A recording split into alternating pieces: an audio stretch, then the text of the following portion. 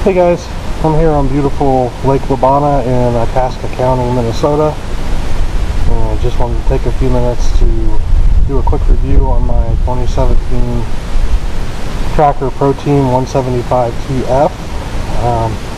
I've had it about 2 months now. I had it out 4 times, several different lakes in Indiana, and I've been up here on this lake for a week now, and I think I can say I'm qualified to make a few comments. The biggest thing that I've noticed, I opted for the 60 horsepower. It can take it up to a 75. It's about $1,500 to upgrade to the 75 horse. If you can swing it, I would do it. As an alternative, spend a couple $100 and get the prop upgraded to a Spitfire prop. That's what I'm going to do this winter. And the reason I say that is I'm a pretty big guy.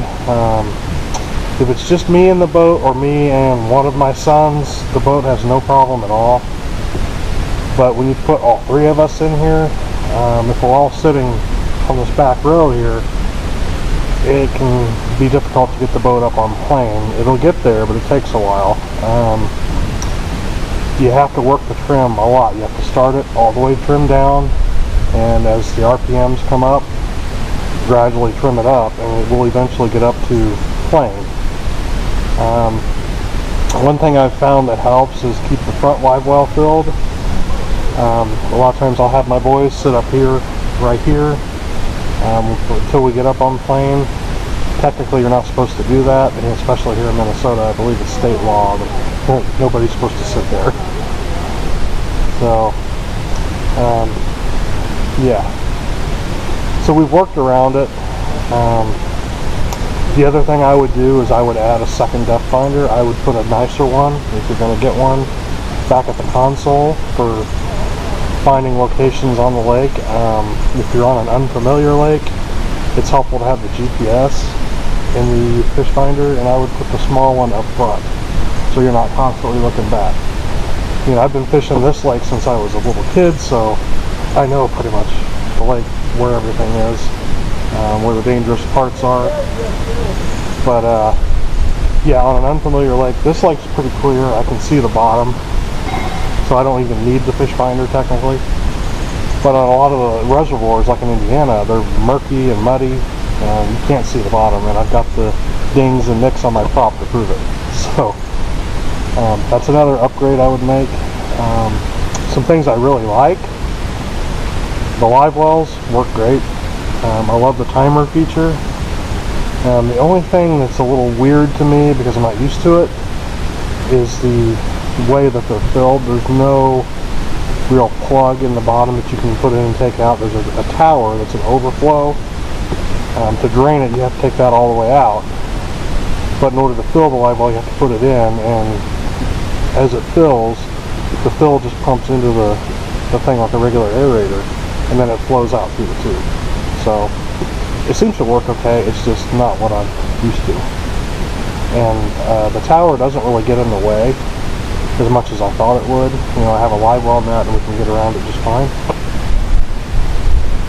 Trolling motor, it comes with the 45-pound thrust. It's just fine for me. One thing I don't like, the foot pedal, this cord on the trolling motor is really stiff. So it's really hard to get the foot pedal into a comfortable position to operate. When I use my butt seat, it's not too bad. I can comfortably rest on the butt seat and operate the trolling motor. When I put the regular folding seat up here, it's really uncomfortable to try to find a good position for your foot on that pedal. As far as power, the 45-pound, it does alright. I will say this boat's really susceptible to wind. So if you want to stick with a 12-volt trolling motor, I would upgrade to an iPilot and with spot lock. Because the wind will just push you everywhere, and the other night it was really breezy. I had the trolling motor on the 2nd or 3rd out of 5 settings, and I was still getting pushed the opposite direction. When it's calm, I mean, you can make a wake with this trolling motor, but you're going to get pushed around in the wind. I love the VersaTrack on this boat. I use it way more than I thought I would. You know, I've got an anchor holder on there right now. I can also put rod holders on there. I have some flasks for bumpers, which I don't really need here at this resort because they have these pipes on the post, so the rev rails are enough. I bought these accessories from Cracker Marine, the rod holders that go on the side here. Very handy because the rod blocker is not the most convenient thing to get in and out of, and when you're moving around on the lake you don't want to be putting your rods in, taking them out. So they're a little pricey for what they are. They're about 60 bucks for the pair for 2 pieces of plastic basically, but they do the job. Everything else on here seems to work really well. I can't complain about most things. Once you're on plane, it does do really well. It's pretty quick, it's maneuverable.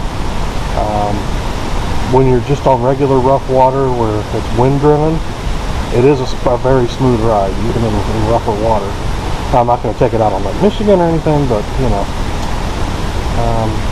The one time I did have a lot of trouble was on one of the reservoirs when it was really busy, where you have waves coming from all directions. It got a little unstable and you had to back off on the throttle.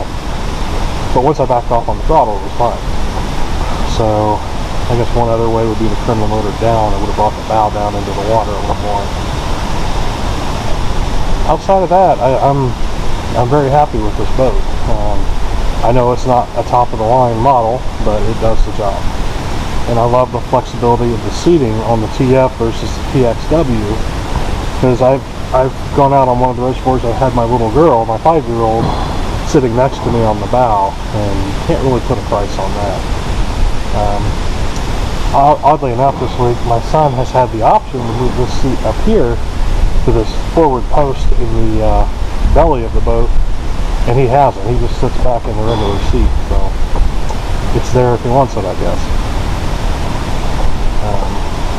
The onboard battery chargers was really nice. It takes me 2 seconds to plug it in when we get back at night, and the next day it's ready to go. Fuel efficiency on the 60 horse Mercury, oh my gosh. We've been out a couple times a day, every day. I've been here, this is Friday, I've been here since last Saturday, and I still have a half a tank of gas, a 21 gallon tank. So yeah, versus my brother's 90 horse 2-stroke, which we had up here in June for a week, and I went through 25 gallons easy, maybe more. So there you go. That's my review, and I hope this is helpful to some of you that might be considering this model. Just my thoughts on it. After I winterize it and get it out next spring, run it some more, I may do a 1-year review. Just to follow up and let you know how it's holding up over time. But so far I've been very impressed.